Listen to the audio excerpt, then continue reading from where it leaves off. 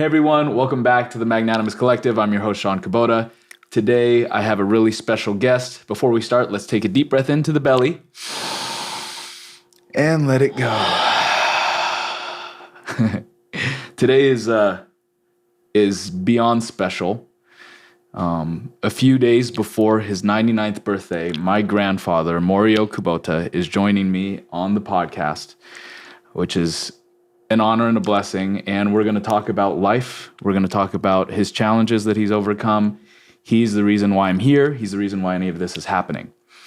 And his legacy and his story and what he's overcome and what he's chosen to do has paved the way for my family to come out of potential poverty and or, ruin. And he's really just sacrificed all along the way.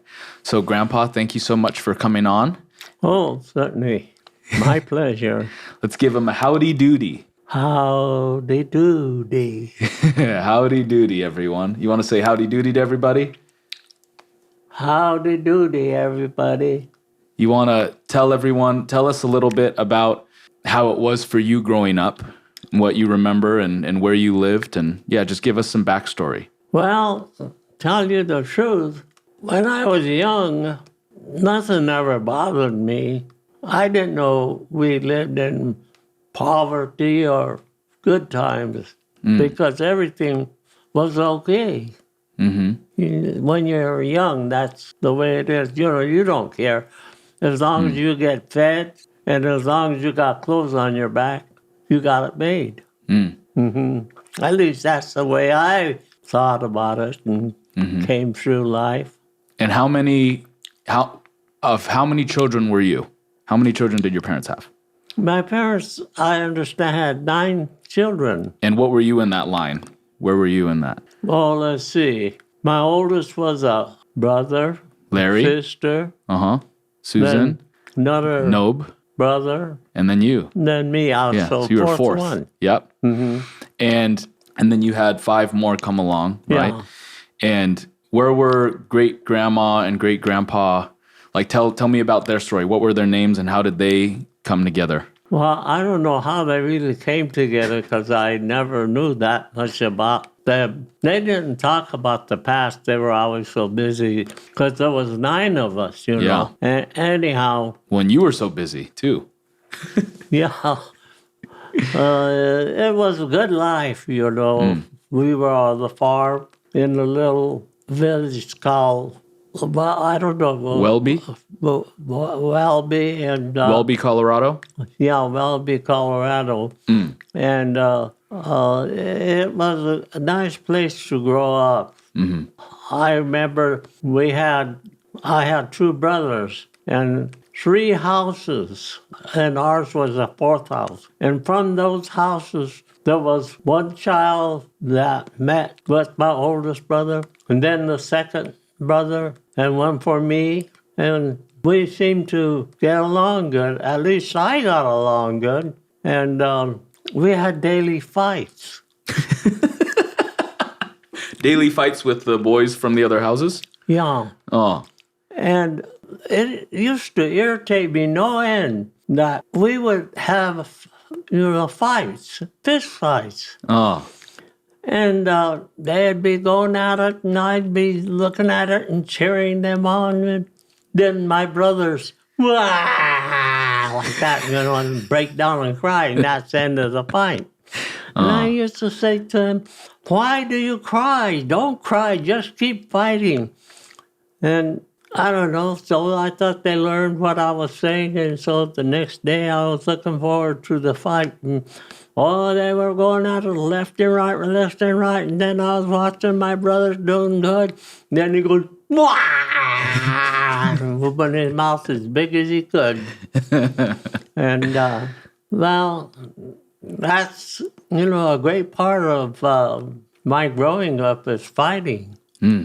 Because the kid that lived next door was my age and my size, but he was the only one, and I was one of 9. And so I grew up rough and tough. Mm-hmm. And this kid was Mom's pet, like. He was a nice kid. And when we go to school, since he was my best friend and I was a good fighter, they tell me to fight him. And I said, I don't want to fight my best friend. And he said, okay, then I'll get you a guy that really knows how to fight. And he said, okay, I'll fight him. I didn't want to fight you. And then I tell him, hey, cry now. Cry quick, because that's the end of the fight, okay? So I'll get in there, hustle, and act like I'm hitting him, and then he go, ah, and then that was the end. And the big bullies thought they had it over us, but we had it over them. In other words, we knew that if he cried, that's the end of the fight. So I wouldn't even hit him, and he'd go, ah, and that was no fighting. Anyhow, that's the kind of a life I grew up. And it was a good life. I think when I got old enough to know better, I think we moved away from this small town in Colorado called Welby and moved to, my folks thought they would be bigger farmers because they had 8 acres when I remember. And the children's, we had 9 kids by then on 8 acres. It was just impossible to make enough money on 8 acres. So my father goes out and rents this ranch, which had 80 acres, 10 times as big. Wow. And I thought, wow, we're going to really get rich. Well, I'll tell you the truth, the size of the farm is a determination of whether you're going to get rich or not. It's how you do it. And they had, my parents had 9 kids. And so all I can remember is 9 kids get up in the morning, eat breakfast fast, and get out there on the farm and work. What time would you get up to go work on the farm? Well, I don't think we got up any later than 7. Oh, okay, that's not that early. Mm-hmm. You told me that you were up before the sun came out. Yeah, I kept the sun down so it wouldn't come up. Can you believe that? Well, I wouldn't put up the shades. And then how long would you work on the farms, all 9 kids? Well, we From 7? worked till breakfast time. Now, you say, work till breakfast? Yes, we didn't have breakfast yet. We got up at 6:30 and was out working at 7. I'm stretching it a little bit, make it sound good. Anyway, we worked hard. I thought I was working hard, but we didn't accomplish much. We were put out on the field, and all 9 of us would be crawling on our hands and knees, pulling the weeds out of the plants. The only thing that grew good and tall was weeds. And so you had to be very careful when you pull the weed close to the plant comes up. If the plant comes up, then it doesn't do well, even if you put it back in the ground. And that's why we had 9 in the family. I don't know, other people had 2. And I was thinking, how come we got so many kids? My golly, nothing but kids. And they were my brothers and my sisters. And, well, I didn't want to beat them up because they didn't like me being one of the 9. And so we didn't have many fights, but we had a large family. And I started noticing that there was, in our neighborhood, which, consisted of maybe 40, 50 families. 3 of the families had large numbers, like my family. And the rest only had 2 or at the most 3. And I was thinking, holy mackerels, when I get married and raise a family, I'm going to only have 2. Why 2? Because the 2 seem to be getting along the best. They had the best clothes. They always was on time, and they were fed good. And, by the time we had 9 kids dressed and ready, the darn thing was about over. and so I said, I'm going to only have two, and that was my dream. Well, it was a good life. You know, we used to go swimming in the river, and we catch animals and either play with them or eat them, depending on what we were able to catch. What animals were you catching? Well, sometimes we catch a frog. You'd eat the frog? No, I think that's one of the ones we ate. And that was mice. You'd eat the mice? No, we kept them as pets because they always used to sneak around, and it's fun to see if you can find them and catch them. So what else would you catch and eat besides frogs? Well, we had a dog. Please tell me you didn't eat the dog.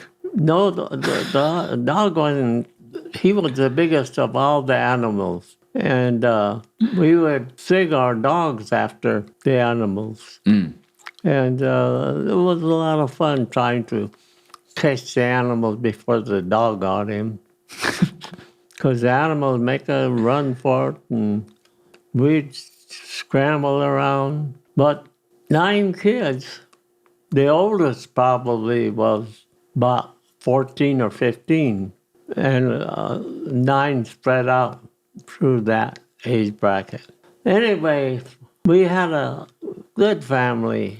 My mother worked the hardest. What was her name? Haru. Haru. Haru. She was, I remember when she dressed up, she was so beautiful. But on the farm, she put her dirty clothes on and get out there in the dirt and pull the weeds out of the plants so that we could get a crop. She was the hardest working of anybody I knew, and I felt sorry for her because she always was working so hard. And I thought to myself, when I grow up, I'm going to retire her and let her sit and watch the television and have the best foods. That was my aim in life, to be good to my mother. And I don't know, before I knew it, I was growing up and I was leaving the house. What was great-grandfather's name? Your father's name? My father's name was Tom. No, that's your youngest brother. What was your dad's name? Tom Sr. He called himself Tom. Yeah. What was his Japanese name, his real name, his birth name? Tatsuzo. Tatsuzo, which means standing up. And so he gave himself the name Tom. Yeah. Oh, okay. So Uncle Tom is Tom Jr. And so your mom and dad were farmers. They did that stuff. Weren't they also barbers as well? Well, they were before, my mother was a barber, and my father was a barber too. But I think my dad was a barber because my mother shaved guys. And they had a place in Fort Lupton where, that was their business. And when the children kept coming, that wasn't enough to keep the family provided. So they decided that they're going to farm, because instead of raising 1 acre, they got a big ranch. They got 80 acres. If we all went out to work, as long as we could crawl, we had to go to work. And what happened during the winters once there were a lot of kids? Didn't you and Uncle Larry and Uncle Nob have to sleep in a tent or something like that during the winter? Well, yeah, you're jumping ahead of life. Okay, sorry. What about when great-grandpa went to go try to sell the crops and he wasn't selling the crops and he came back and you ended up selling the crops? Tell us about that. Well, my dad was from Japan. And I'd go with him up to the market. And he couldn't get new customers because he didn't speak English. And the old customers take advantage of him. And they used to irritate me, but that's the way it was, People take advantage of the dumb farmer. And so when I got to be 15, I said, Pop, move over. I'm going to take over. And so that's when we finally got out of the depression and recession and put ourselves on the map. He used to farm 8 acres, and when I got to be 15, I said, we're going to farm 80 acres.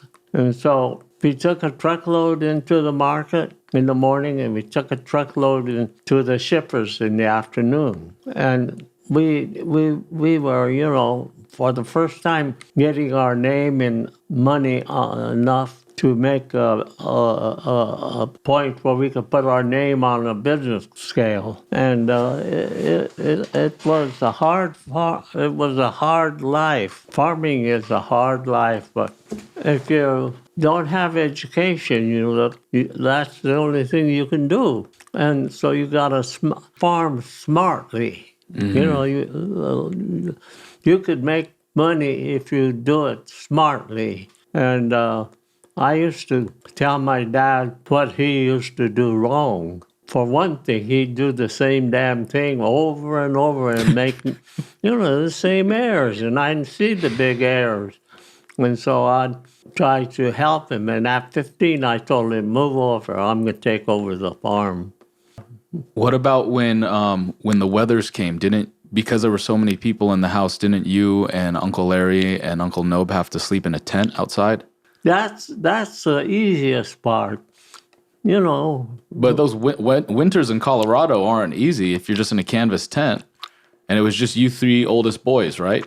So that your brothers and sisters could sleep in the house with great-grandma and great-grandpa, yeah? Yeah, I would help my older brother cut wood, and then we would have a fire.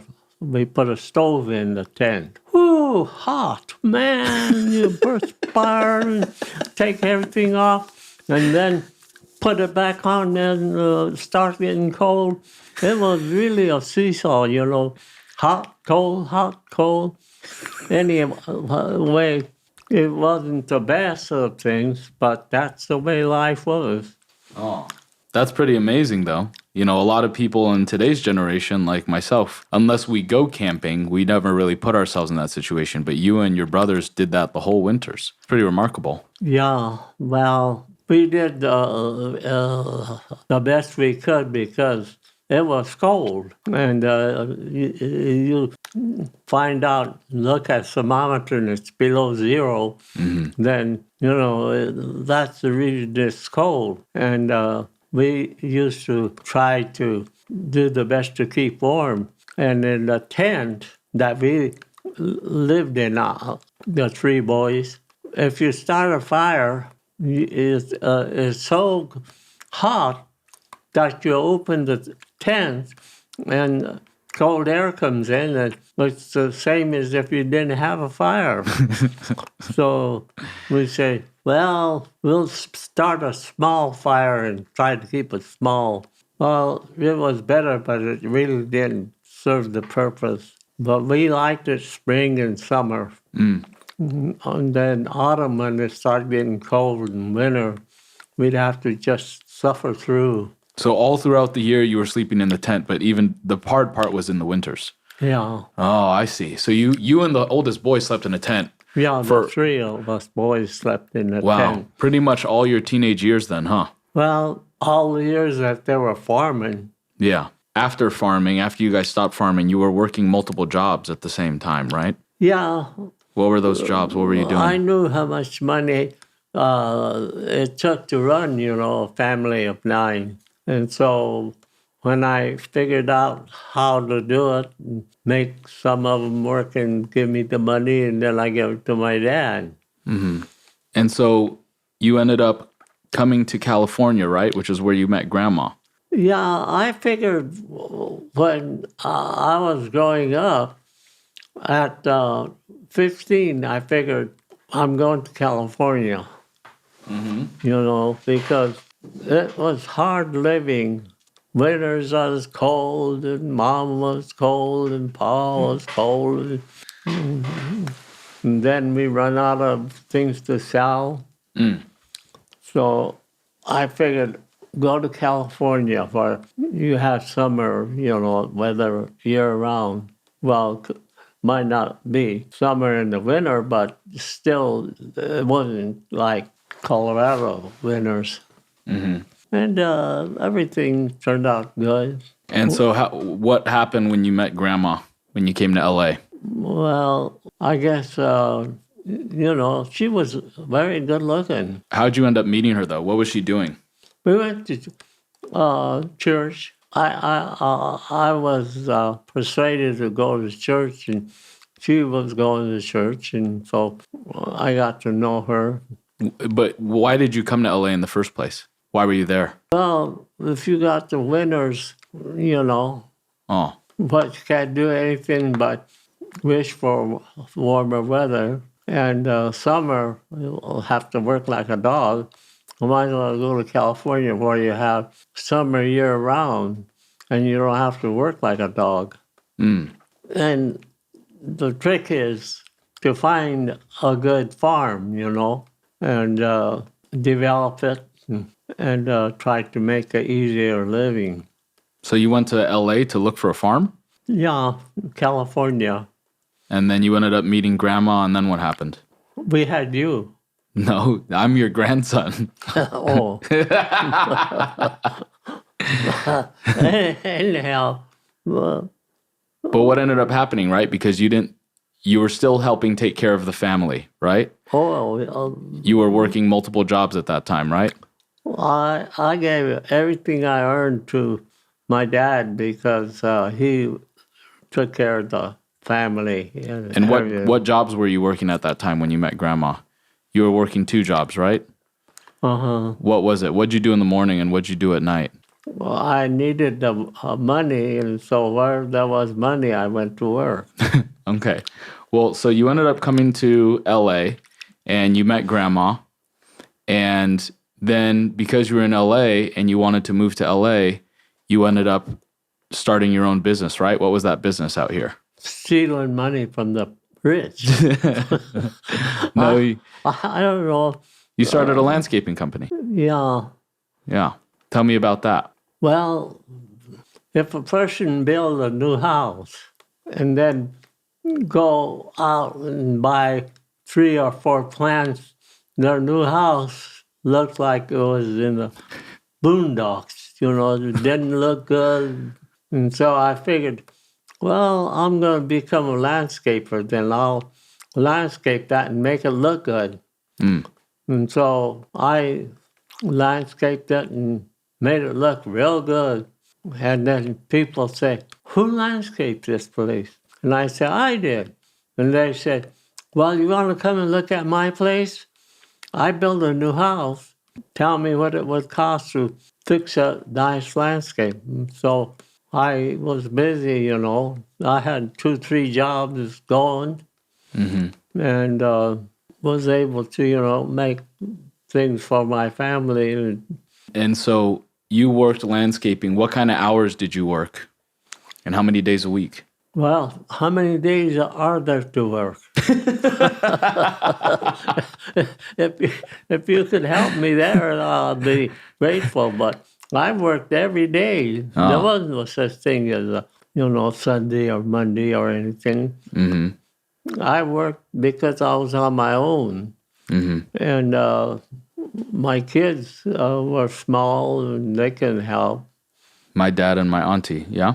Yeah, I got them to work in. Well, my dad. I think Auntie did it for one day and then stopped. But you brought my dad during summertime, right? Yeah, whoever. And on the weekends. Whoever wanted to earn and make some money. He didn't tell me that he earned any money. He didn't tell me it was voluntary. He said that you made him go. Well, if they wouldn't come, then I have to offer them money. Well, in either case, so you ended up working. You went out for work before the sun was out, and then you came home after the sun was down, yeah? What my dad told me is that growing up, they didn't see you a lot, especially in the early years, because you were working so much, right? They'd be like, hey, Mom, who's that strange man who comes in at night? Yeah, well, Because your work ethic was just so insane compared to what I know of today, because you just had it ingrained in you since you were a kid, right? Working on the farm, like hard work was what you knew. Yeah, one thing, I love to work and I love to get money, And so I was ahead of my friends as far as, having a nice place and making money and everything. But it all worked out. I didn't want to have as many kids as my dad. I had 2 kids, and that was enough. And tell me about the apartment building that you ended up buying. Well, yeah, I wanted to have extra money because, it always pays to have more than one income. And so if I bought an apartment house, then I could collect the rent, and I had my children collect the rent and take care of that part. But I bought a place where it had income, and it was good. It helped me to meet my needs. Yeah. And you could have bought a nice house and been more free and not have tenants above you and on the sides of you, but you chose to do this because it was the smartest financial decision, yeah? Well, in other words, I had to make money, so that I could get ahead. Yeah. If I wanted a beautiful home, I'll draw a picture.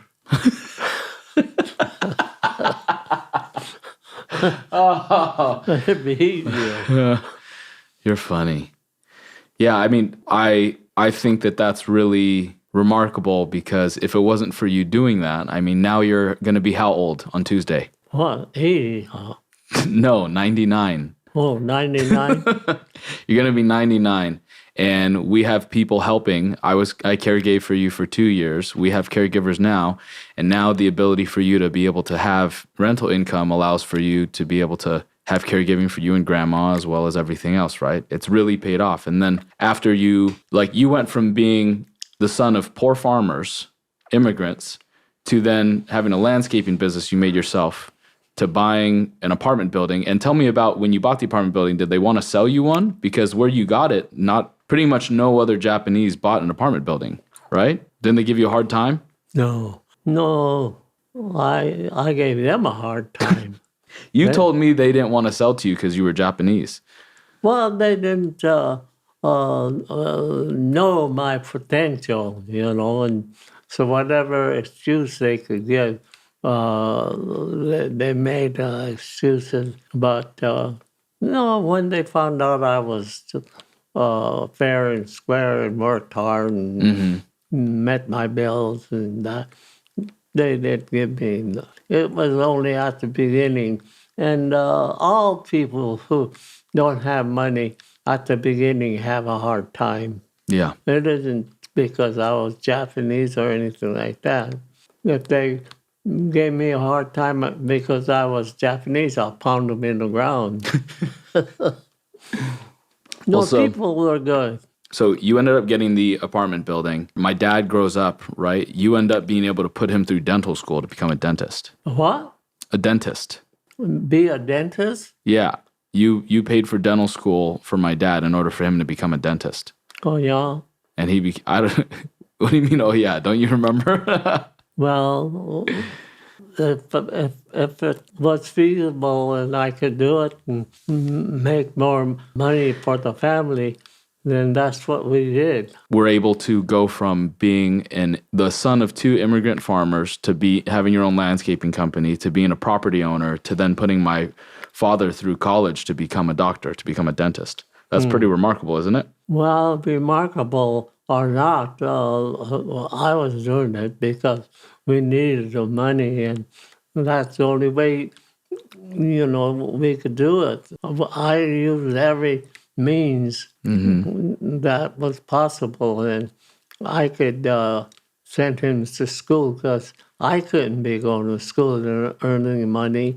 So however we could do it, we did it. And by the end there, we were better than a lot of people. And didn't you say when you were growing up you wanted to go to school? You wanted to go to university, and one of your siblings went instead, and then they kind of like messed around with it and didn't see it through?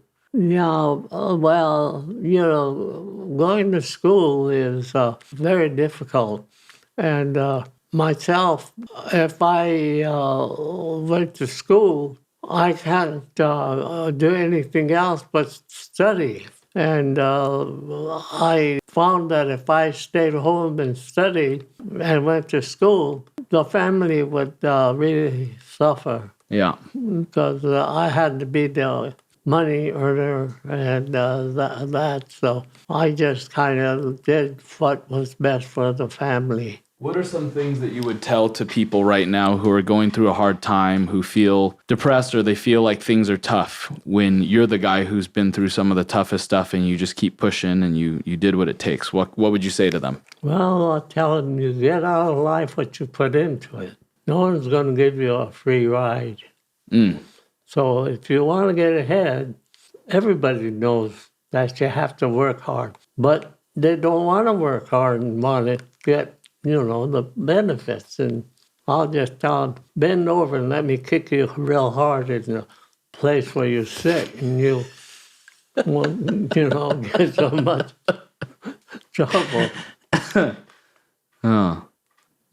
What's the best advice that you can give in regards to someone who's trying and putting in effort, but it seems like, during the times when it seems like no matter how much you do, it's not enough? What would you say to them? I'll tell them, just put your head down and low to the ground and work hard. Don't look around so much, because you'll be the only guy working hard.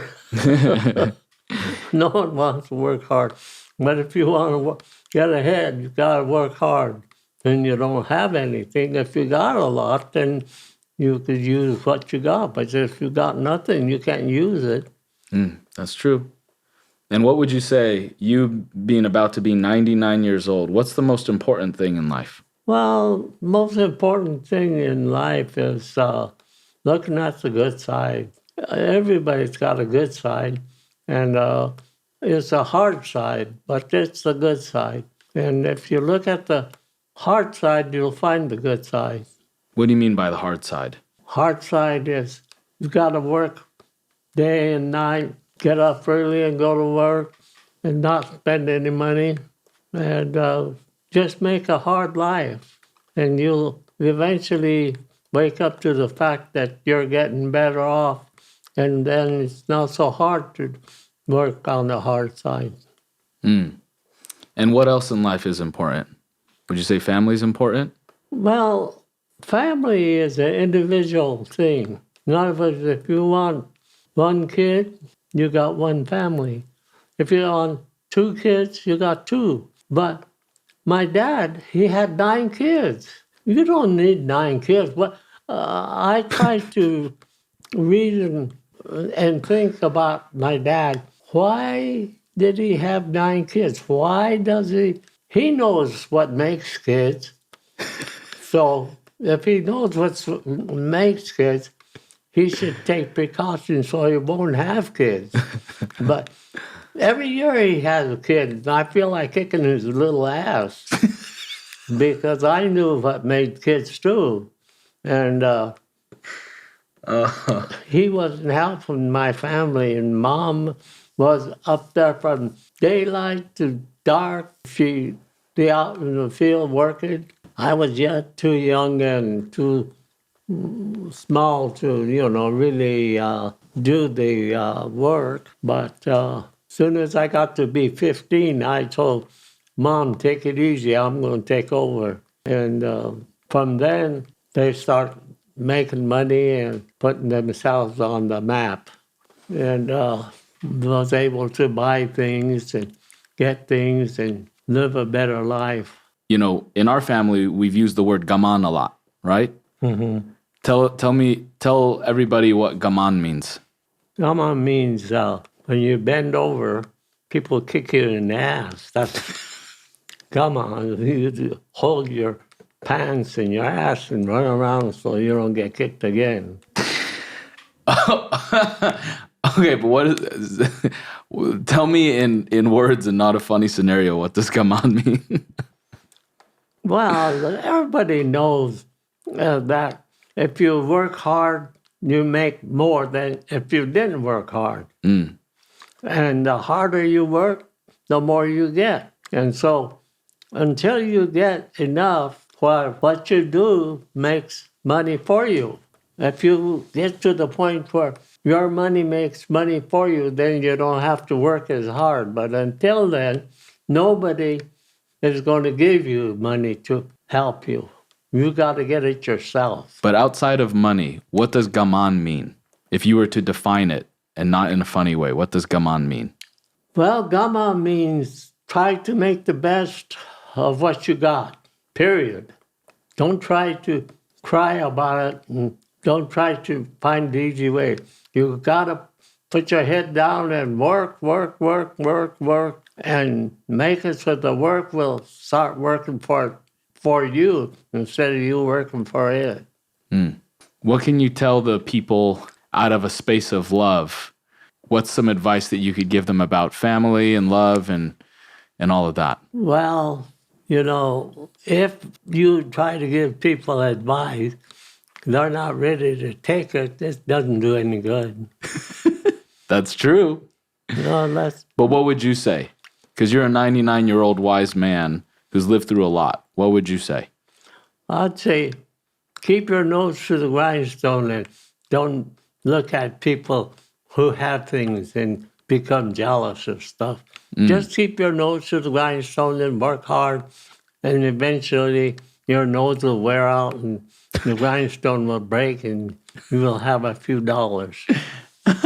And then with those few dollars, what's important in life once you have the money? What's actually important in life to have the money for? Well, that's the trouble with the majority of the people. They say, what besides money makes life good? Well, there's not a damn thing in the world that makes it better. It takes money to make a good life. You do all this stuff, right? You make the money to have the family and all these things. But in the end of the day, the way that you did everything to get the apartment, to do all these things, yeah, it was to get you ahead, but you've also helped the family every single step of the way. You helped my parents get their house. You helped put my dad through college, right? Literally, this apartment building has been able to help the family get ahead, and the choices you made and the sacrifices you made help the family get ahead. And so I'm asking you to speak on that in regards to why family is worth fighting for and how that's a driving force for you to also not be lazy. Where some people might be lazy because they're not correlating hard work with being an honorable man and showing up for their family. Does that make sense? Well, if he's an idiot. There are idiots. I'm not saying that there's not, but I'm asking you to say why it's important. And why for you it's a no-brainer. For some people, for you it's a no-brainer, but for some people it's not, and that's why we're having this conversation. What would you say is important in life?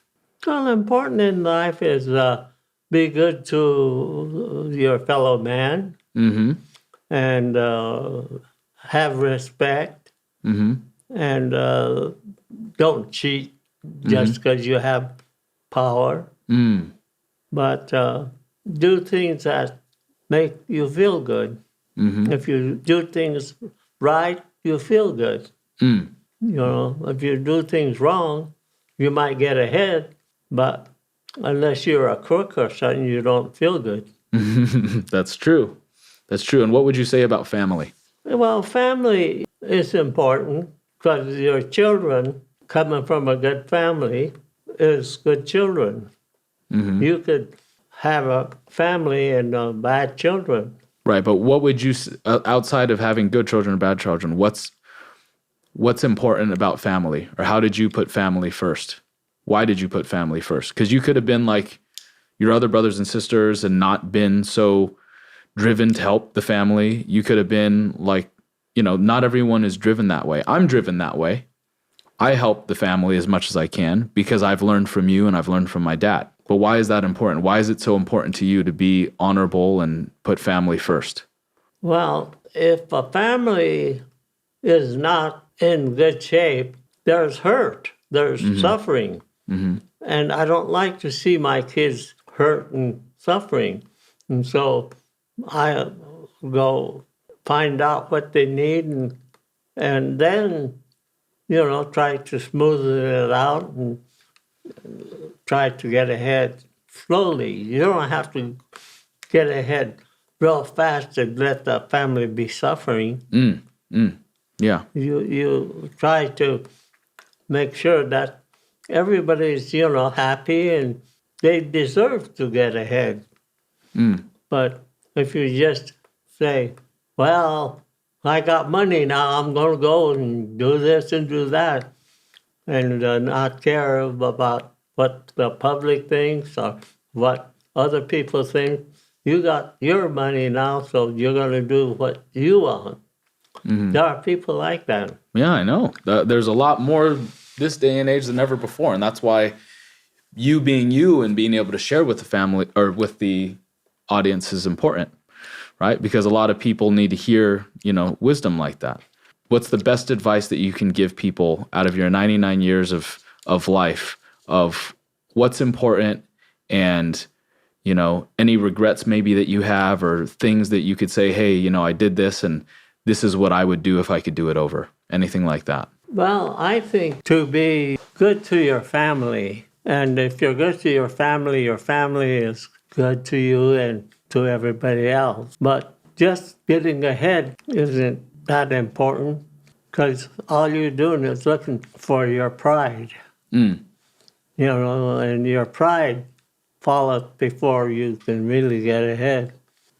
You have to try to help. Our family would come home and talk about certain families having a hard time, The mother is sick and the father has his faults, he's a drunkard, and that family is suffering. And we talk about it, and so we try to help them if we can.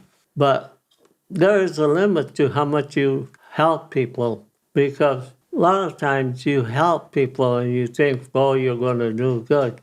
And they kick you in the head. I don't know if you ever had that happen to you. Oh, yeah. Well, and sometimes people don't value stuff for free, right?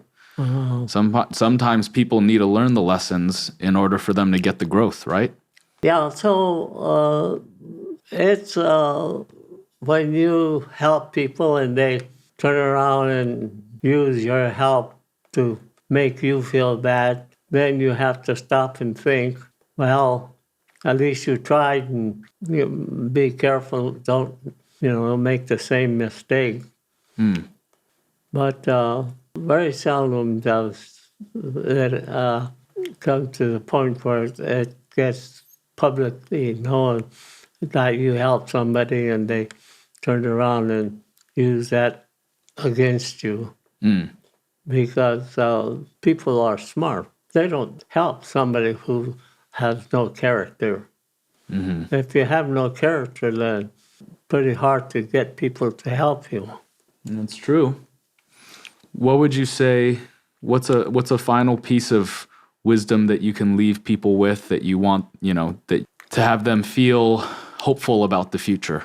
Well, you have to, first of all, let people know that life is hard. There is no such thing as a free gift. You have to work hard and earn it. And if people help you, it's because you did something good and people love you and are good to you and you get something. But nobody gets something for nothing. Thank you, Grandpa, for coming on and sharing your wisdom and talking to the people. You want to give them a howdy-doody goodbye? Howdy-doody, good luck, wish you a lot of happiness. Thank you, Grandpa. Till next time, everybody. Amen. Okay, good. Let's get back to Grandma, yeah?